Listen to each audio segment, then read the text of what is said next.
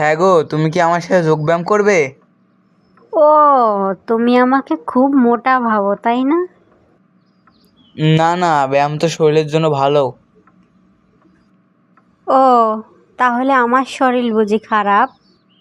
না না, তুমি যখন ঘুম থেকে উঠতে চাও না তাহলে থাক।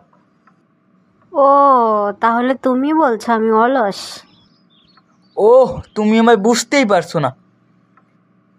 ও, আমি তো অবুঝ।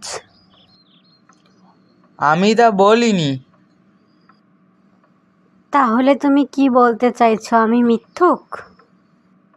সাত সকালে ঝগড়া করো না প্লিজ। হ্যাঁ, আমি তো ঝগড়ুটে, সকাল থেকে ঝগড়া করি। ঠিক আছে, তাহলে আমিই যাবো না যোগব্যায়াম করতে।